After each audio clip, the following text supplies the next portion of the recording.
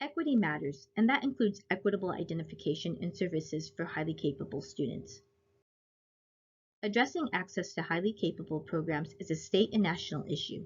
The National Association for Gifted Children reports that gifted children in poverty and from minority groups are 2.5 times less likely to be identified for and be in gifted and talented programs nationally, and this is a problem here in Washington as well. Here are Washington's numbers. The two graphs on the left compare overall student enrollment with highly capable or HICAP student enrollment for school year 2014-2015.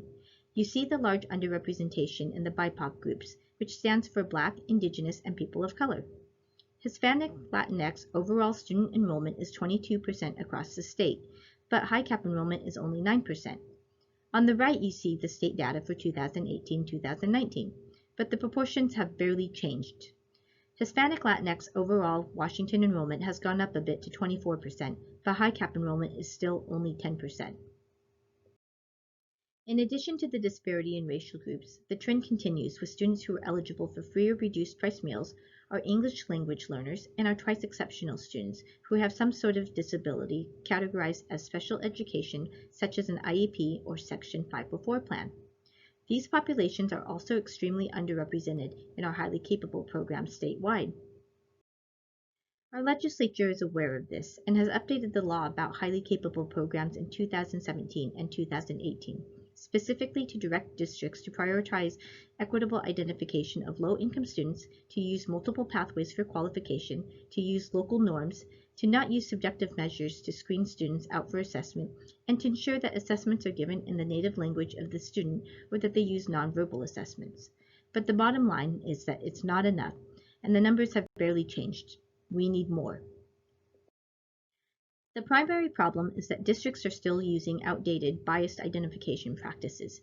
It's legal in Washington state to require a parent or a teacher to refer for highly capable services, which means some kids are never considered.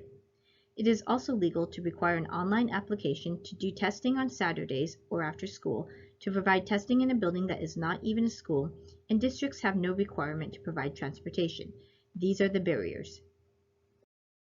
There is a solution. North Shore School District has done 3 years of very broad universal screening, and over that 3-year period has identified 600% more highly capable students and what they call special populations, including English language learners, low-income students, and students with disabilities.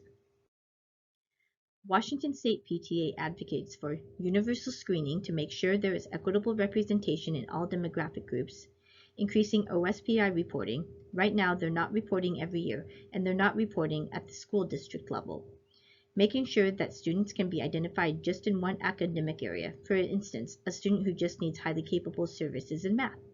And to make sure that we're actually providing highly capable curriculum for all students who are identified, and professional development to make sure staff has the support they need. Washington State PTA advocates for equitable identification and services for highly capable students. We have the solution, we have the tools, and we have the funding. We just need the will to apply this equitably across our state.